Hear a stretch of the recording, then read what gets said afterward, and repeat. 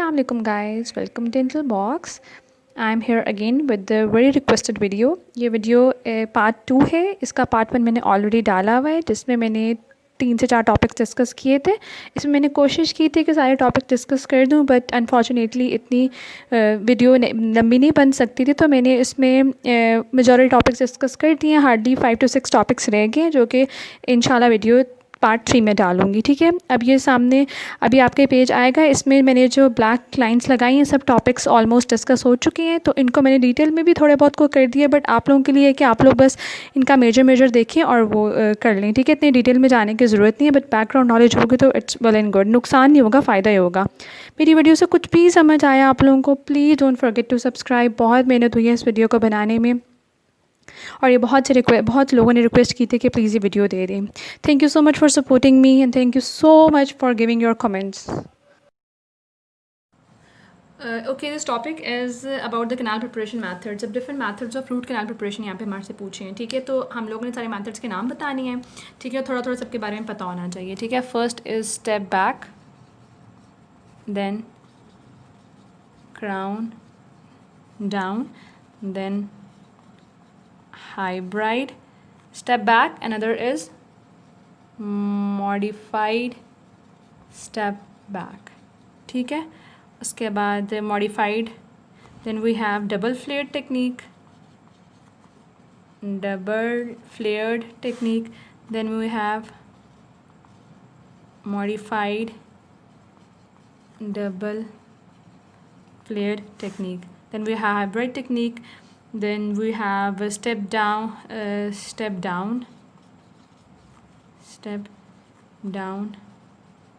technique, and then remaining one is balanced force technique। ठीक है, इन सब टेक्निक्स का पता नाम एटलीस्ट आना चाहिए। सबसे मोस्टली जो कॉमनली प्रैक्टिस है स्टेप बैक टेक्निक है। ठीक है, moving towards in the topic that is file retrieval methods. अब ये इसके बारे में मैं ऑलरेडी बहुत डिटेल में बता चुकी हूँ, पर यहाँ सिर्फ मैं आपको बताऊँगी कौन कौन से मैथड्स हम यूज़ करते हैं। ठीक है, डिटेल देखनी तो आप मेरी पुरानी वीडियो पे चले जाएँ, मैं इसके नीचे इसका लिंक लिख देती हूँ। ठीक है, अब इसके मैथड्स अल्ट्रासोनिक मैथड है। अल्ट्रासोनिक इंस्ट्रूमेंट के थ्रू हम इसको रिट्रीव कर सकते हैं। फाइल्स, यहाँ पर जो फाइल्स की बात है, ये हमारे पास रीमर्स वगैरह की बात हो रही है। ठीक है, अल्ट्रासोनिक इंस्ट्रूमेंट्स यूज़ हो सकते हैं इसकी रिट्रीव करने में। हम लोग सर्जरी के थ्रू सर्जरी कर सकते हैं। ठीक है, या मैसीरैन किट के थ्रू हम कर सकते हैं, या endodontic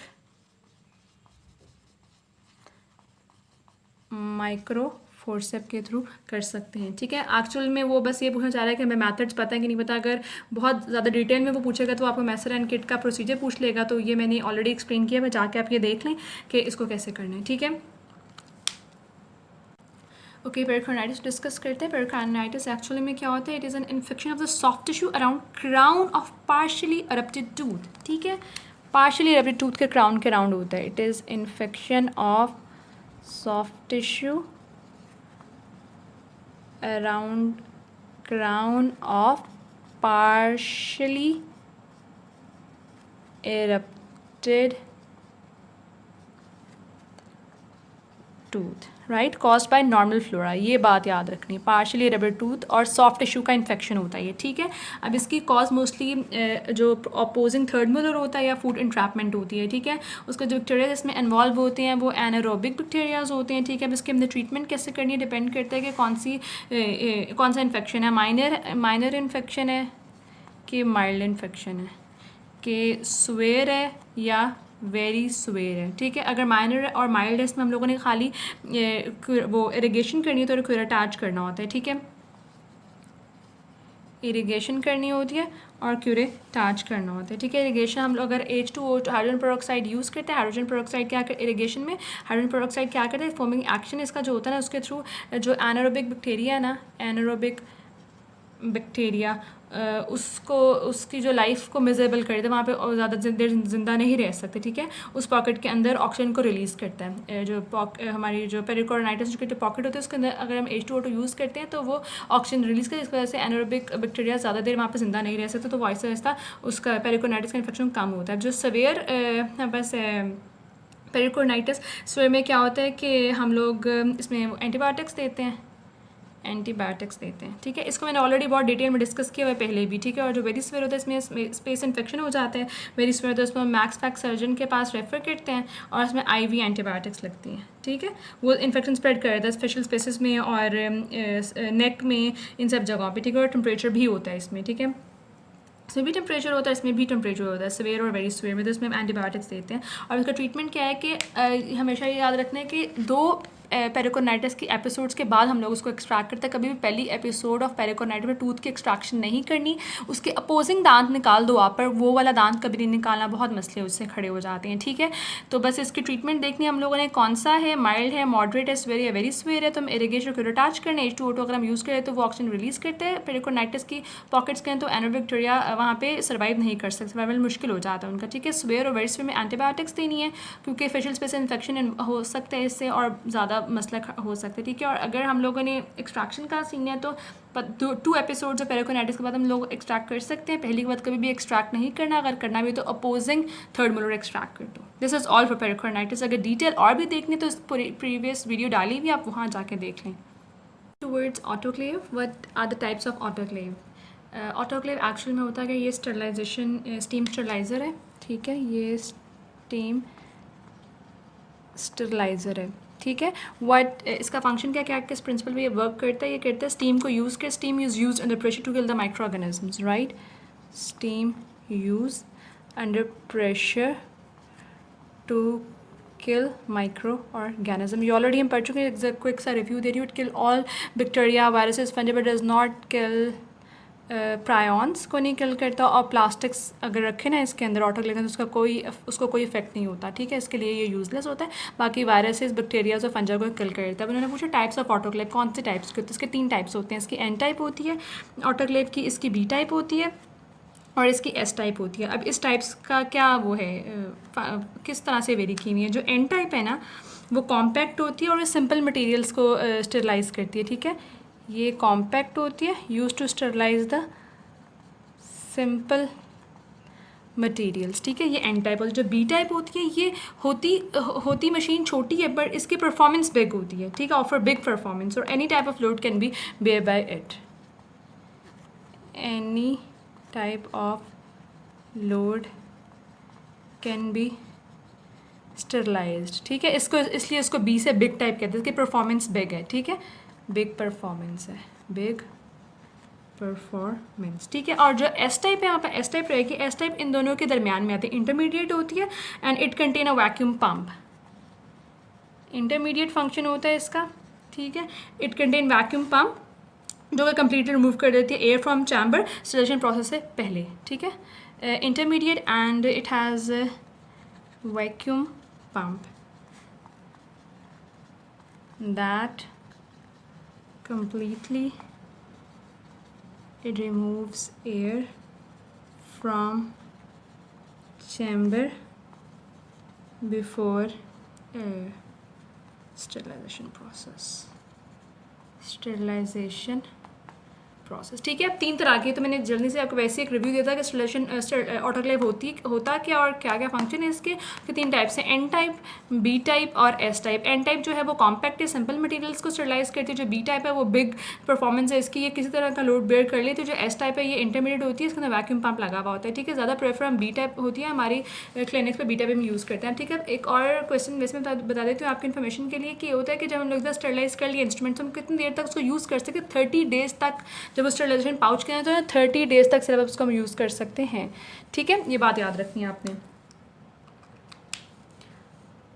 moving towards another topic that is sterilization in absence of autoclave. अगर अब हमें पूछें कि हम कैसे करेंगे स्टरलाइजेशन, हमारे पास ऑटोक्लेव नहीं है क्लिनिक में ना, तो हमें स्टरलाइजेशन के मेथड्स पता होने चाहिए कि हम किस किस तरह से स्टरलाइजेशन कर सकते हैं, कौन कौन सी चीज़ें यूज़ हो सकती हैं इसमें, ठीक है। तो बस 2 होते हैं, हम इसको अगर ब्रॉडली क्लासीफाई करें तो फिज़िकल मैथड होता है और एक हमारे पास होता है केमिकल मैथड, ठीक है। फिजिकल मैथड में हमारे पास है radiation, heat, radiation, filtration and ultrasonic. Chemical method में एल्डिहाइड्स यूज़ होते हैं, गैस स्टरलाइजेशन के थ्रू हम कर सकते हैं स्टरलाइजेशन, ऑक्सीडाइजिंग मैथड्स के थ्रू कर सकते हैं, प्लाज्मा स्टरलाइजेशन के थ्रू कर सकते हैं, केमिकल वेपर प्रेशर के थ्रू कर सकते हैं, ठीक है। अब ऑटोक्लेव नहीं है तो हम केमिकल मैथड यूज़ कर ले सकते हैं, या रेडिएशन के थ्रू कर लो, फिल्ट्रेशन के थ्रू कर लो, अल्ट्रासोनिक के थ्रू कर लो, ठीक है। अब इस हमें सिर्फ अगर आप इतना ही बता दें तो मोर देन इनफ है, ठीक है। अगर आप लोगों ने इस अगर कुछ और नॉलेज है तो वेल एंड गुड है। थोड़ा सा मैं सबके बारे में बता देती हूँ, आप लोगों ने इसको याद करना होगा तो ठीक है, नहीं करना तो भी ठीक है। पास हीट में आ जाता है दो तरह की, ड्राई हीट होती है और मॉइस्ट हीट होती है, ठीक है। ड्राई हीट में होता है रेड हीट आती है हमारे पास, फ्लेमिंग हीट है, incineration and hot air oven से ड्राई हीट में आते हैं। मॉइस्ट हीट में हमारे पास टेम्परेचर होता है लेस देन 100, ग्रेटर देन 100 और एट 100। ग्रेटर देन 100 हम यूज़ करते हैं ऑटोक्लेव में, जो 121 डिग्री सेंटीग्रेड होता है फॉर 15 मिनट्स, ठीक है। रेडिएशन यूज़ कर लो, फिल्ट्रेशन और अल्ट्रासोनिक। अब केमिकल मेरे पास आ जाते हैं, हम एल्डिहाइड मैथड्स यूज़ करते हैं, ठीक है। एल्डिहाइड्स में हमारे पास क्या आते हैं, एल्डिहाइड्स में हमारे पास आ जाता है फॉर्मल्डिहाइड एंड ग्लूटरएल्डिहाइड, ठीक है। फॉर्मल्डिहाइड इसमें हमारे पास आ जाता है और ग्लूटरएल्डिहाइड, ठीक है। हमारे पास आ जाता है गैस स्टरलाइजेशन, ठीक है। फिर हम ऑक्सीडाइजिंग मेथड यूज़ करते हैं। ऑक्सीडाइजिंग मेथड में क्या हम लोग किस चीज़ के साथ हम लोग करते हैं, हम लोग करते हैं H2O2 के साथ, हाइड्रोजन पर ऑक्साइड और पैरा एसिटिक एसिड के साथ, ठीक है। H2O2 और पैरा एसिटिक एसिड, ठीक है। फिर हमारे पास आ जाता है प्लाज्मा। प्लाज्मा भी हम लोग ये चीज़ें यूज़ करते हैं, H2O प्लाज्मा और पैरासिटिक एसिड और केमिकल वेपर्स के थ्रू करते हैं। केमिकल वेपर्स में क्या है, हम फॉर्मल्डिहाइड यूज़ करते हैं, फॉर्मल्डिहाइड और अल्कोहल यूज़ करते हैं, अल्कोहल यूज़ करते हैं 131 डिग्री सेंटीग्रेड में फॉर 30 मिनट्स, ठीक है। और गैस स्टरलाइजेशन में हम लोग क्या यूज़ करते हैं, इसमें हम करते हैं एथालीन ऑक्साइड, ठीक है। इसको मैं यहाँ लिखती हूँ, इधर ऐसे लिख लेते हैं। गैस स्टरलाइजेशन में हम लोग क्या यूज़ करते हैं, इथाइलिन ऑक्साइड, ठीक है, ठीक है। और यूज़ करते हैं बीटा प्रोपियोलैक्टोन, ठीक है। ये सारा हमारा हो गया कवर, ठीक है। बेसिक अगर हमें मैथड्स ही पता होना तो हम लोग वहाँ पे इंटरव्यू के सामने ब्लैंक एटलीस्ट नहीं बैठेंगे, ठीक है। डिटेल्स नहीं वो चाहता कि मैं हर किसी के पता हो, पर हमें मैथड पता हो कि अगर हम रेडिएशन यूज़ करते हैं, फिल्ट्रेशन कर सकते हैं, अल्ट्रासोनिक यूज़ करते हैं, केमिकल मैथड में हम ये सब मैथड यूज़ कर सकते हैं, ठीक है। Moving towards next topic that is overdentures. अब उन्होंने इसमें हमारे से पूछा what are the indications of overdentures. हम क्विकली देख लेते हैं कि ओवर डेंचर एक्चुअली में होता क्या है। ओवर डेंचर एक डेंचर की टाइप्स है जो हम उन स्पेसिफिक पेशेंट्स में लगाते हैं। ओवर डेंचर होता क्या है, ये ऐसा डेंचर है जो सपोर्ट लेता है नेचुरल टूथ से या नेचुरल जो रिमेनिंग टूथ की रूट्स होती है ना, BDRs, उनसे सपोर्ट लेता है। इसको हम उन टूथ को या BDRs को हम ट्रीट कर लेते हैं एंडोडोंटिकली, ठीक है, ताकि हमारी जो बोन प्रिजर्व हो जाए नीचे, ठीक है। It receive partial support and stability from one और मोर मॉडिफाइड नेचुरल टूथ, ठीक है। ये उनसे सपोर्ट लेता है। अब इसकी इंडिकेशन सिर्फ उन्होंने पूछी, इंडिकेशन में आ जाता है कि ये हम लोग लगाते हैं वॉर्न डाउन और म्यूटिलेटेड टीथ में, वॉर्न डाउन या म्यूटिलेटेड टीथ में, म्यूटिलेटेड टीथ में, ठीक है, डेंटिशन में, उनमें हम लगाते हैं। ये अब ये worn down mutilated either via erosion हो, एब्फ्रैक्शन हो, या पेशेंट नेग्लिजेंस की वजह से हो, या डेंटिनोजेनेसिस इम्परफेक्टा की वजह से वॉर्न डाउन हुई हो, तो फिर डेंटिनोजेनेसिस इम्परफेक्टा की वजह से हुई हो म्यूटिलेटेड या वॉर्न डाउन, या अमीलोजेनेसिस इम्परफेक्टा की वजह से हुई हो, या एब्रेजन हुई हो, या एब्फ्रैक्शन हुई हो, ठीक है। उन पेशेंट्स में लगाते हैं। ये हम कंजेनिटल और एक्वायर्ड डेफिशिएंसीज के पेशेंट में भी लगा देते हैं, कंजेनिटल एंड एक्वायर्ड डिफेक्ट्स के पेशेंट्स में भी लगा देते हैं। उसमें हमारे पास आ जाता है क्लेफ्ट लिप वाले पेशेंट्स में, क्लेफ्ट्स के जिनको मसला होता है उसमें लगाते हैं, जिनमें जॉ साइज डिस्क्रिपेंसीज होती हैं, जॉ साइज डिस्क्रिपेंसीज होती हैं उनमें लगाते हैं, या सर्जिकल डिफेक्ट्स हो कोई, surgical defect and ectodermal dysplasia that is hypodontia, उनमें लगाते हैं, ठीक है। ये दो इंडिकेशन है। तीसरी इंडिकेशन इसकी आ जाती है जिन पेशेंट में बहुत कम टीथ रह गए हों, ठीक है, patients with few teeth remaining, ठीक है, और जिसमें पुअर प्रोग्नोसिस हो, पुअर प्रोग्नोसिस ऑफ टीथ, ठीक है। और डायबिटिक पेशेंट्स में हम लगाते हैं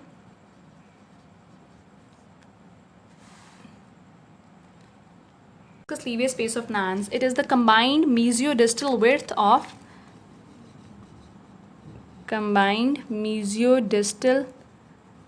width of permanent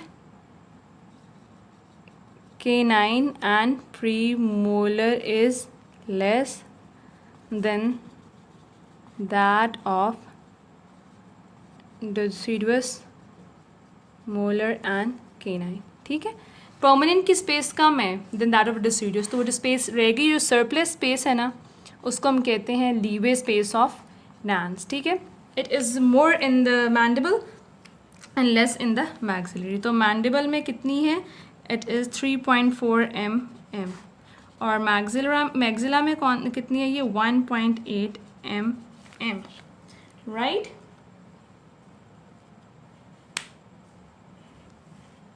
यही सरप्लस स्पेस हम यूज़ कर लेते हैं मीजल ड्रिफ्टिंग में. ठीक है, mandible molars to class 1 molar relation में. ठीक है, मीजल ड्रिफ्टिंग में ये स्पेस यूज़ हो जाती है. पूछा हुआ है कि व्हाट इज़ प्रीमेट स्पेस. प्रीमेट स्पेस को याद रखना, हम लोग सिमन स्पेस भी कहते हैं, सिमन स्पेस भी कहते हैं. ठीक है, और एंथ्रोपॉड स्पेस भी कहते हैं, एंथ्रोपॉड स्पेस भी कहते हैं. वो किसी भी तरह से पूछ सकते हैं, आप कोई भी नाम लेकर प्रीमेट बता दें, सीमन बता दें. तो ये क्या होता है, it is a space mesial to the maxillary canine, distal to the mandibular canine. Space mesial to maxillary canine and distal to mandibular canine. ठीक है, here we are going to discuss JB Black classification. JB Black, we have 6 classification. Class 1 that involves pits and fissure and grooves at occlusal area.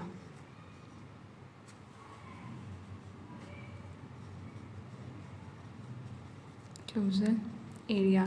Class 2 involve proximal surface of premolars and molars, right?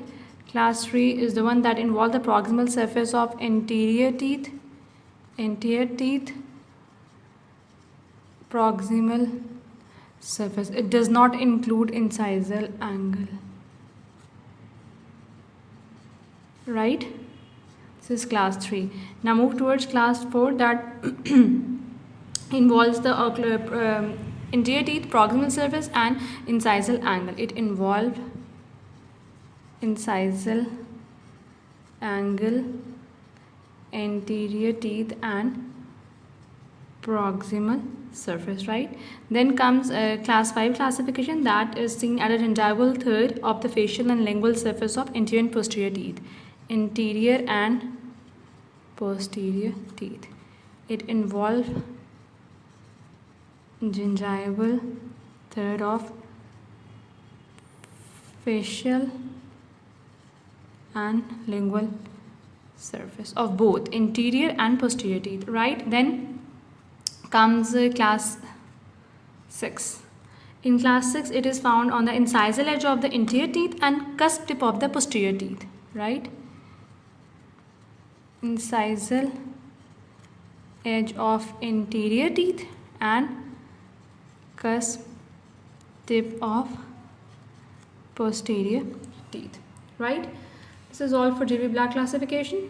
Now moving towards the other topic, that is orthodontic emergency. अब ये question पूछ सकते हैं कि what is orthodontic emergency. इसमें ये नहीं कि जैसे हमारे पास इमरजेंसी में कोई पेशेंट आया है, ऑर्थो का ब्रैकेट्स टूट गए हैं, गल्फ हो गए हैं, इस तरह से स्प्रिंग चुभ रहा है, that is not an orthodontic emergency. ठीक है, इसमें होता है कि एक्चुअल में तो हम क्रॉस बाइट्स जो होता है ना, क्रॉस बाइट, उसको हम कहते हैं ऑर्थोडोंटिक इमरजेंसी. अब थोड़ा इसको थोड़ा हम साइंटिफिकली देख लेते हैं कि किस तरह से होता है. एक हमारे पास होती है यूनिलैटरल और बायलैटरल क्रॉस बाइट. ठीक है, unilateral and bilateral cross bite होता है. ठीक है, with functional shift, with functional shift. ठीक है, फिर एक और हमारे पास होता है interior cross bite. Interior cross bite, ये भी ऑर्थोडोंटिक इमरजेंसी में आता है. ठीक है, फिर हमारे पास आ जाता है premature loss of unilateral C, premature loss of unilateral C canine. ठीक है, फिर हमारे पास आ जाता है excessively proclined incisors, excessively proclined incisors that are prone to trauma, ठीक है। एक्चुअल में तो क्रॉस बाइट जो है ना वो ऑर्थोडोंटिक इमरजेंसी है, यूनिलैटरल और bilateral cross bite with functional shift. इसमें इसका हमने ट्रीटमेंट कैसे करना है, हम लोगों ने इस एक्सपेंशन करानी विद हायरेक्स, ठीक है। इस वाली उसकी बिल्कुल में बेसिक्स हम पढ़ लेते हैं, इसकी डिटेल में नहीं जाते क्योंकि ये फिर वीडियो बहुत लंबी हो जाएगी, इसके लिए अलग से वीडियो बना देंगे कि डिटेल में किसी को चाहिए तो। इसका हम लोग ट्रीटमेंट करते हैं विद एक्सपेंशन करते हैं विद हायरेक्स के साथ, क्योंकि इसका होता है रिस्क होता है कि कन्वर्ट ना हो जाए कहीं ट्रू और क्रॉस बाइट में, ठीक है। रिस्क फैक्टर क्या है इसका कि ये कन्वर्ट ना हो जाए into the true cross bite, ठीक है। और जो इंटीरियर क्रॉस बाइट है इसका क्या रिस्क होता है कि ये कन्वर्ट ना हो जाए into skeletal class 3 with prognathic mandible, ठीक है। उसका कैसे ट्रीट करते हैं हम लोग, इसको हम ट्रीट करते हैं इंक्लाइन प्लेन और रिमूवेबल अप्लायंस के साथ, ठीक है, रिमूवेबल अप्लायंस के साथ, ठीक है। इसका रिस्क ये होता है कि ये कन्वर्ट ना हो जाए इनटू द स्केलेटल क्लास 3, ठीक है, विद प्रोग्नेथिक मैंडिबल। अब ये premature loss of unilateral canines में ये होता है कि ये एसिमेट्री मिडलाइन हो जाती है। अगर प्रीमेच्योर लॉस हो गया इसको हम क्या ट्रीट करते हैं, कंपेंसेटिंग एक्सट्रैक्शन करते हैं इसके लिए हम, ठीक है, कंपेंसेटिंग एक्सट्रैक्शन करते हैं। अब ये जो है excessively proclined incisors prone to trauma, इसको हमने कैसे ट्रीट करना है, रिट्रैक्शन करते हैं अपर इंसाइजर्स की, ठीक है। होप्स हो कि मैं थोड़ा बहुत आप लोगों को कॉन्सेप्ट क्लियर कर सकी हूँ। आप लोगों का क्या ऑर्थोडोंटिक इमरजेंसी होती है, एक्शन में क्रॉस बाइट होते हैं, कौन कौन से क्रॉस बाइट होते हैं, ये अगर आप लोग याद कर लेंगे तो बहुत अच्छी बात है, थोड़ा सा कॉन्सेप्ट क्लियर हो जाएगा और कैसे कौन कौन से रिस्क फैक्टर्स उनको कैसे कैसे इनको ट्रीट करना है, ठीक है।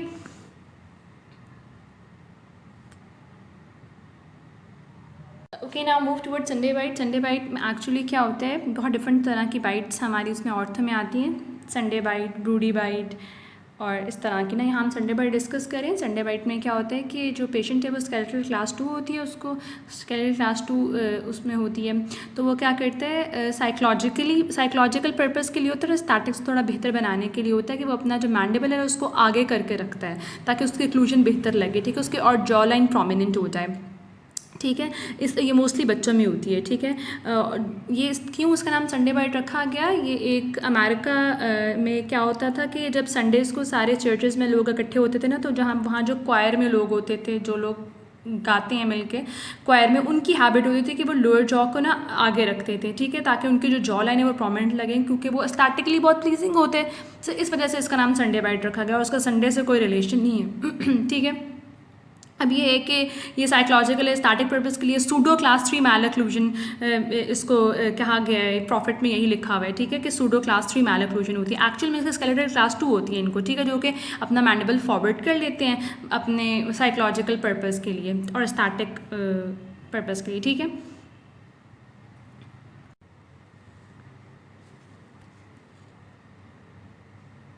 Moving towards this topic that is complication of local anaesthetic. अब जब ये आपसे सवाल किया जाएगा इंटरव्यू में या किसी भी वाइवा में कि कॉम्प्लिकेशन लोकल एनेस्थेटिक बताएं, आपने ऐसे नहीं बताने लग जाना कि इससे ये होता है, आपने पूरा क्लासीफाई करना है इसको कि बहुत दो तरह के हमारे पास कॉम्प्लिकेशंस होती हैं। एक हमारे पास लोकल कॉम्प्लिकेशन होती है, एक हमारे पास सिस्टमिक कॉम्प्लिकेशन होती है, ठीक है। इस तरह से जब हम बताते हैं ना, सवाल का जवाब है तो हमारा इंप्रेशन अच्छा पड़ता है, ठीक है। तो अब हम लोकल कॉम्प्लिकेशन में देख लेते हैं कि हमारे पास कौन कौन सी कॉम्प्लिकेशन होती हैं। लोकल कॉम्प्लिकेशन हमारे पास आती है लोकल ना, मतलब उस जगह स्पेसिफिक जगह के रिलेटेड कॉम्प्लिकेशन, ठीक है। सिस्टमिक जिसमें हमारा सिस्टम इन्वॉल्व होता है, ठीक है। अब लोकल कॉम्प्लिकेशन क्या हो सकता है कि हम लोग जब नीडल लगा रहे हो तो नीडल टूट गई हो, नीडल ब्रेकेज हो सकता है, ठीक है। ये हो गया। फेशियल नर्व पैरालिसिस तो बहुत कॉमन है, मोस्टली इंफेअल्वुलर नर्व में facial nerve paralysis. Inferior alveolar nerve block जब दे रहे होते हैं ना, तो हम एट टाइम्स जब पैरोटिड के अंदर चले जाते हैं तो ये हो जाता है, ठीक है। ट्रिस्मस बहुत कॉमन है, माउथ ओपनिंग मुश्किल हो जाती है, ठीक है। सॉफ्ट टिश्यू इंजरी हो जाती है, सॉफ्ट टिश्यू इंजरी हो जाती है, हेमाटोमा फॉर्मेशन हो जाती है, might be pen on injection, ठीक है। और ऑकुलर कॉम्प्लिकेशन भी एट टाइम्स हो जाती है, ठीक है। इस तरह से हमने, अगर हम उसको यही बता देंगे ना इंटरव्यूअर या एग्जामिनर को कि दो तरह की कॉम्प्लिकेशन होती है, लोकल और सिस्टमिक। Local complications needle breakage, facial nerve paralysis, trismus, soft tissue injury, haematoma, pain on injection, ocular. Systemic might be related to allergy या ओवरडोज। ठीक है, तो वो हमारा अच्छा इंप्रेशन पड़ता है, तो वो आगे नहीं जाता, वो कहते हैं अच्छा बच्चे को पता है। ठीक है, तो हम थोड़ा थोड़ा इनकी बेसिक्स देख लेते हैं। नीडल ब्रेकेज कैसे हमने ट्रीट करना है, इससे एट टाइम्स नीडल ब्रेक हो जाती है, मोस्टली डिस्पोजेबल नीडल्स के साथ होता है कि ये कॉम्प्लिकेशन आए। तो इसमें हम लोग जब हम 40 गेज नीडल यूज़ करते हैं, ठीक है, तो उसको हमने ट्रीट करना है कि हमने उसको हीमोस्टैट, अगर तो वो नज़र आए तो उसको हम रिमूव कर लेना हीमोस्टैट के साथ, या वो लेके इंटुबेशन वाला फोर्सअप लेके उसे हमने रिमूव करना है। अगर तो विजिबल नहीं है, ठीक है, तो हम लोगों ने उसको मैक्स पैक्स सर्जरी के पास रेफ़र कर देना है और एक्सरे ले लेना है। ठीक है, बाकी वो उससे फॉलोअप वो बंदा कर लेगा, मैक्स पैक्स कर लेगा। ठीक है, आगे हमारे पास आ जाता है facial nerve paralysis. Facial nerve paralysis कब होती है? तब होती है जब हम लोग इंजेक्शन पैरोटिड में डीप ले जाते हैं। इन्फेल्वर नर्व ब्लॉक में होती है या विज़रानी या कानूसी में होती है। ठीक है, इसमें होता है कि जब इंजेक्शन है ना, हमने डीप लोअर पैरोटिड में जाके लगा दिया, ठीक है, तब होती है ये। इसीलिए कहते हैं कि हम लोगों को एस्पायरेशन करनी चाहिए, एस्पायरेशन करनी चाहिए, इसमें पता चल जाता है। ठीक है, तो ये हम लोगों ने ट्रीट कैसे करना है, हम लोगों ने आई पैच लगा देना है, ठीक है, जो उनसे आई अफेक्ट हुई है उससे, और या खुद ही से बंद कर देना उसको ताकि कॉर्निया लुब्रिकेट रहे। ठीक है, और फॉलोअप करना है। ये मोस्टली पेशेंट को अवेयर कर देना है कि ये टेम्परेरी है, ठीक हो जाएगा। ठीक है, ओके, अब ट्रिस्मस होता है, ट्रिस्मस से होता है कि pain in difficulty in opening mouth. ठीक है, मोस्टली होता है पोस्टीरियर सुपीरियर एल्वेलर जब लगाते हैं तब, और या इन्फेल्वर नर्व के वक्त ये कंप्लेन होती है। ठीक है, पेशेंट उस वक्त तो नहीं बताता, कुछ दिन बाद आता है, 1 to 6 डेज़ के अंदर अंदर आता है कि मुझे ऐसा मसला हो रहा है, मेरे से मुँह नहीं खुल रहा है। ठीक है, तो वो ट्रिस्मस होता है। ये होता क्यों है? हम लोगों ने किसी मसल को ट्रॉमा हो गया होता है, या इंफ्राटेम्पोरल फॉसा में ब्लड वेसल्स में हम लोगों ने इंजेक्शन लगा दिया होता है। ठीक है, उसके हमारे पास आ जाता है, इसको हमने उसकी क्या करनी है, ट्रीट कैसे करनी है ट्रिस्मस को ना। ट्रिस्मस को ट्रीट, एक मिनट यहाँ लिखते हैं हम लोग कैसे हमने ट्रिस्मस को ट्रीट करना है। ट्रिस्मस, इसमें हम लोगों ने करनी है हीट थेरेपी, हीट थेरेपी करनी है। ठीक है, वार्म सेलाइन रिंजेस करवाने हैं पेशेंट को। ठीक है, और एनाल्जेसिया देना है, मसल रिलैक्सिंग देना है। ठीक है, अगर तो इन्फेक्शन है और उसने इन्वॉल्व कर, मतलब सिस्टमिक सिस्टम को, सिस्टमिकली भी है, कोई सिम्टम्स आ रहे हैं, तो हम लोगों ने एंटीबायोटिक्स दे देनी है। ठीक है, और फिजियोथेरेपी भी एडवाइस करनी है। ठीक है, और इम्प्रूवमेंट हो नज़र आना शुरू हो जाएगी 2 to 3 डेज़ के अंदर अंदर। ठीक है, बहुत कम होता है कि surgical, very rare surgical intervention करनी पड़े। सर्जिकल इंटरवेंशन वेरी बहुत रेयर होता है कि सर्जिकल इंटरवेंशन भी करनी पड़े। ठीक है, this is how we treat trismus. Okay, now move towards the soft tissue injury. Soft tissue injury mostly बच्चों में होती है। इस तरह से होता है कि जब इंजेक्शन लगा देते हैं ना, जब एनेस्थीसिया इफेक्टिव हो गया होता है, तो बच्चे अपने लिप्स को या दांतों के साथ ना वो दांतों में ले लेते, तो उस वजह से ट्रॉमा हो जाता है। ठीक है, बाइट करते हैं दांतों के साथ। ठीक है, ये लिप या टंग में ट्रॉमा होता है बाइटिंग की वजह से। ठीक है, एनेस्थीसिया लगने के बाद स्पेशली बच्चों में होता है ये। ठीक है, अब ये इसको प्रिवेंट कैसे करना होता है कि हम ना कॉटन रूल्स लगा देते हैं लिप्स और टीथ के दरमियान में, पेशेंट को पहले अवेयर भी कर देते हैं। ऑल्दो बच्चे हैं तो बच्चों में ही मोस्टली होता है, तो कि वो भूल जाते हैं। ठीक है, तो हम लोग पेशेंट को पहले अवेयर भी करना है और कॉटन रूल्स लगा दें अपनी प्रिवेंशन के लिए। ठीक है, अब इसको मैनेज कैसे करना है, हमने एनाल्जेसिया देना है, पेन होगी बच्चों को। ठीक है, या हल्का सा इन्फेक्शन हो गया हो तो एंटीबायोटिक दे दो, वार्म सेलाइन रिंसेस दो ताकि स्वेलिंग ना ज़्यादा हो, और पेट्रोलियम जेली लगा दो। ठीक है, ताकि इरिटेशन ना हो। ये सॉफ्ट टिश्यू इंजरी को ऐसे हमने ट्रीट करना है। ठीक है, फिर हमारे पास आ जाता है हेमाटोमा। हेमाटोमा में क्या होता है कि एफ्यूजन हो जाती है ब्लड की एक्स्ट्रा वेस्कुलर स्पेसेस। ठीक है, ये मोस्टली होता है इंफीरियर एल्वुलर नर्व ब्लॉक के बाद, एक minute, inferior alveolar nerve block के बाद या पोस्टीरियर सुपीरियर एल्वुलर के बाद। मोस्टली कॉम्प्लिकेशंस इनके बाद ही आती हैं, पोस्टीरियर सुपीरियर एल्वुलर के बाद या इंफीरियर एल्वुलर नर्व ब्लॉक के बाद। ठीक है, तो हेमाटोमा बन जाता है, उससे हम लोगों ने ये काफ़ी दिनों के बाद नज़र आता है। ठीक है, 7 to 14 डेज़ लग जाते हैं इसको हेमाटोमा अपेयर होने में। ठीक है, अब इसको कैसे प्रिवेंट करना है ये हम देखते हैं।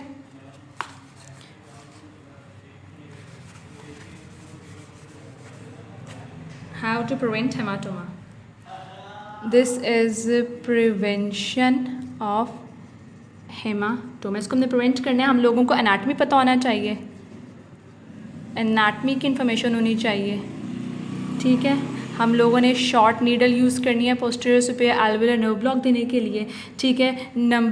बार बार नहीं लगाना, रेपिटिशन को अवॉइड करना है, रेपिटिशन को अवॉइड करना है, ठीक है। और प्रोब नहीं यूज़ करना, ठीक है। नीडल को एज अ प्रोब नहीं यूज़ करना हम लोगों ने ना, कि हम कर करके देखते हैं कि हम सही जगह पहुँचे, तो ऐसा नहीं करना हमने इसमें, ठीक है। मोस्टली हम इन्फेल्वियो नर्व ब्लॉक में ये करते हैं कि हम बोन हिट हो रही है कि हम बार बार इस तरह से एज अ प्रोब यूज़ करते, वो नहीं करना उसको, ठीक है। अब इसकी मैनेजमेंट कैसे, ट्रीटमेंट क्या, प्लान क्या करना है हम लोगों ने, जिस जगह जो ब्लीडिंग जहाँ पे हो रही है ना, वहाँ पे हमने प्रेशर अप्लाई कर देना है, डायरेक्टली उस जगह पे हम लोगों ने प्रेशर अप्लाई कर देना है। हमने कोल्ड टॉवल लगाना है उस एरिया पे 20 मिनट्स के लिए हर घंटे के बाद, ठीक है। और पेशेंट को बताना है कि यहाँ पे सोरनेस भी होगी और लिमिटेड माउथ ओपनिंग भी आपकी हो जाएगी। सोरनेस और लिमिटेड माउथ ओपनिंग के बारे में पेशेंट को बता देना है कि ऐसा हो सकता है कि ये ना हो कि वो बार बार इससे भी टेंशन में आ जाए और बार बार मुँह बड़ा खुले तो ज़्यादा मसला ख़राब हो जाएगा, ठीक है। This is how we have to treat haematoma. Sorry, सारा रिमूव हो गया। Haematoma, that is pain on injection and सारे रिमूव कर देते हैं। अच्छा, हेमाटोमा हो गया था हमारा, आगे रह गया पेन ऑन इंजेक्शन, ये हम करते हैं। अब ये कॉम्प्लिकेशन है पेन ऑन इंजेक्शन, ठीक है। इसमें क्या होता है, मोस्टली तो पैलेटल इंजेक्शन जो उनसे होते हैं ना, वो उसमें होती है पेन, ठीक है। या केयरलेस जो हम इंजेक्शन लगाते हैं ना, केयरलेस इंजेक्शंस ऐसे ही लगा देते हैं। बात एट टाइम्स डेंटिस्ट होता है, बात कर रहे होते हैं किसी से और पेशेंट को लगा रहे होते तो भी नहीं, हम टिश्यू टॉट करते हैं तो वैसे ही लगा देते हैं, उसमें पेन होती है। पैलेटल इंजेक्शन में तो कॉमनली पेन होती ही होती है, ठीक है। या जो हमारी नीडल है ना, वो आगे से वो डल हो चुकी होती है, इतनी शार्प नहीं रहती, डल नीडल हो चुकी होती है, ठीक है। क्योंकि मल्टीपल इंजेक्शंस लगाया होता है, कभी हमसे ब्लॉक दे रहे हैं, कभी उसे फिल्ट्रेट कर रहे हैं, कभी तो वो डल हो चुकी होती है, ठीक है। या एकदम से इंजेक्शन को बहुत जल्दी रैपिडली डिपोजिशन ऑफ इंजेक्शन होते हैं,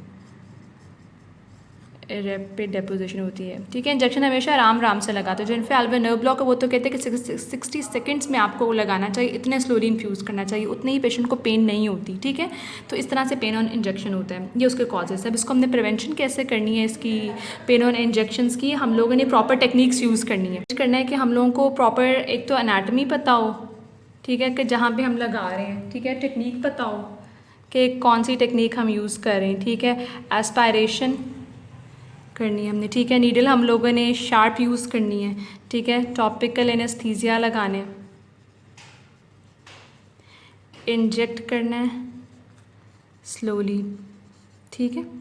और टेम्परेचर ऑफ सोल्यूशन भी कर लेना है, ठीक है। एट टाइम सर्दियों में ये होता है कि बहुत बाहर टेम्परेचर इतना होता है कि जो हमारा है ना कार्ट्रिज बहुत ठंडी हुई होती है, तो उसको अपनी पाम्स में थोड़ा सा रोल करके ना फिर हम लोगों ने लगाना है उसको, ठीक है। अभी हमारे पास प्रिवेंशन हो गई और ऐसे हम लोगों ने इसको प्रिवेंट कर लेना, ठीक है। अब हम आगे मूव करते हैं। कॉम्प्लिकेशन में एट टाइम्स इन्फेक्शन हो जाए, इन्फेक्शन की कंप्लेंट करता है पेशेंट, ठीक है।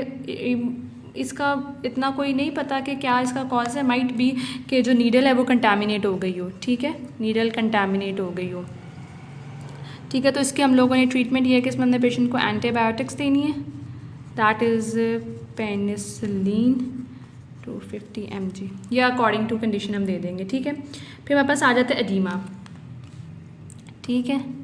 एडीमा भी कॉम्प्लिकेशन में से एक है लोकल एनेस्थेटिक की। क्या कॉज इसके हो सकते हैं एडीमा में, ट्रॉमा हो सकता है, इन्फेक्शन हो सकते हैं, एलर्जी हो सकती है, हेमरेज हो सकते हैं, इरिटेशन हो सकती है, ठीक है। ये सारे आ जाते हैं। इसको हम लोग ने मैनेज कैसे करना है, ट्रीटमेंट कैसे करना है, हम लोगों ने एनाल्जेसिया देना है, मतलब पेन किलर देनी है, ठीक है। और अगर बहुत ज़्यादा है एडीमा और साइन सिम्टम्स इन्फेक्शन के भी अगर हैं तो फिर हमने एंटीबायोटिक्स दे देनी है, ठीक है। ये सिर्फ ये चीज़ें जब आप लोग डिटेल में जाती हो ना, इसका मतलब है आपको बैकग्राउंड नॉलेज हो, वहाँ पे बेशक आप ये रिप्रोड्यूस ना करें, पर जब आप एडीमा कहें तो आपको इसको पता हो कि इसके पीछे क्या कॉजेज़ हैं, कैसे ट्रीट करना है। वो किसी वक्त कोई भी सवाल पूछ सकता है। अगर हम लोग सिंपल ये कर लेंगे तो कि हमारे पास लोकल कॉम्प्लिकेशन तो सिस्टमिक होती हैं और ये तो मोर देन एनफ है, ठीक है। ये बाकी चीज़ें ये है कि अगर कहीं भी वो आपसे पूछ ले कि चलें एडीमा है तो उसको कैसे ट्रीट करेंगे, तो आपको एटलीस्ट पता हो, ठीक है। सारी चीज़ें सिर्फ इसलिए बता रही हूँ। Now move towards the systemic complications. Complications के बाद हम मूव करते हैं सिस्टमिक कॉम्प्लिकेशन। सिस्टमिक कॉम्प्लिकेशन दो तरह की होती हैं, ओवरडोज की वजह से हो जाती है या एलर्जी हो जाती है। ठीक है, ये इसमें हाइपर सेंसिटिविटी रिएक्शंस आ जाएंगे इसमें। ठीक है, अर्टिकेरिया वगैरह, एंजियोडीमा वगैरह। और ओवरडोज होती है कि हम लोगों ने जब एक पेशेंट आया उससे हम हिस्ट्री ले रहे होते हैं। ठीक है, तो हम हिस्ट्री में उससे पूछते हैं उसकी एज क्या है, उसका वेट क्या है, उसका जेंडर क्या है, मेडिकल हिस्ट्री हम उससे लेते हैं। ठीक है, डेंटल हिस्ट्री हम लोगों ने लेनी है। ठीक है, उसमें एलर्जी का पूछना है। ठीक है, वो जो हम करते हैं ना सेफ़ डोज कैलकुलेट करते हैं, वो फिर इसी वजह से होती है, क्योंकि हर पेशेंट में एक ही इंजेक्शन ही हमने उठा के लगा देना होता है। ठीक है, हमने अपनी डोज़ को उसके अकॉर्डिंग मेंटेन करना होता है। ठीक है, या एलर्जी का रिएक्शन हो जाता है पेशेंट को, या ओवरडोज हो जाती है, सिस्टमिक कॉम्प्लिकेशंस है। ठीक है, अब हम लोकल भी होगी, हमारी सिस्टमिक कॉम्प्लिकेशंस भी होगी लोकल एनेस्थीसिया की। ठीक है, इसके डिटेल में अभी तो नहीं फ़िलहाल जाने की ज़रूरत, क्योंकि तो सिर्फ हम इंटरव्यू की तैयारी कर रहे हैं। वैसे इसकी डिटेल पता होना चाहिए। ठीक है, हर कॉम्प्लिकेशन कैसे मैनेज करना है, कैसे प्रिवेंट करना है। ठीक है, सब कुछ। Another topic that is methods of anesthesia other than block। ठीक है, अब नर्व ब्लॉक्स हम उन्होंने कहा है, इसके अलावा कौन कौन से मेथड्स हैं जिसके थ्रू हम ओरल कैविटी में को एनेस्थेटाइज कर सकते हैं। ठीक है, अब और बाकी मेथड्स के हम देखें तो पहले हमारे पास है इन्फिल्ट्रेशन मेथड। ठीक है, इसको हम सुप्रा पेरियोस्टल मेथड भी कहते हैं, लोकल इन्फिल्ट्रेशन और सुप्रा पेरियोस्टियल इंजेक्शन टेक्निक भी कहते हैं। इसमें क्या होता है, जो लोकल एनेस्थीसिया उसको हम डिपॉजिट करते हैं into the small terminal nerve endings. ठीक है, deposit near the small terminal nerve ending. ठीक है, यहाँ पास इन्फिल्ट्रेशन हो गया। After infiltration we have intraligamental. ठीक है, इंट्रालिगामेंटल में क्या होता है, इसमें जो हम है ना वो जो इंजेक्शन देते हैं वो इनटू द पेरिडोंटल टिश्यूज़ के अराउंड देते हैं। ठीक है, inject directly into periodontal tissue surrounding the root of that specific tooth, the root. ठीक है, after intraligamental we have intraseptal technique भी होती है। इंट्रासेप्टल टेक्निक में क्या होता है कि इसमें एनेस्थीसिया देते हैं पैपिला के पास। ठीक है, और जिस टूथ में का हम लोग ट्रीटमेंट कर रहे होते हैं ना, वहाँ पे हम डिपॉजिट करते हैं पैपिला में। ठीक है, इंटरडेंटली इनटू पैपिला, इंटरडेंटली इनटू पैपिला। ठीक है, ये मोस्टली जब इन्फेक्शन हो जाती है, इन्फ्लेमेशन होती है, कोई और नहीं इंजेक्शन काम करता तो हम ये दे देते हैं। वैसे बहुत रेयर होता है कि हम इंट्रासेप्टल यूज़ करते हैं। ठीक है, उसके पास आ जाता है इंट्राओसियस रह गया, इंट्राओसियस इंजेक्शन टेक्निक। ठीक है, इसमें क्या होता है कि इसको हम देते हैं इंटरप्रॉक्सिमल बोन में बिटवीन टू टीथ, इंजेक्ट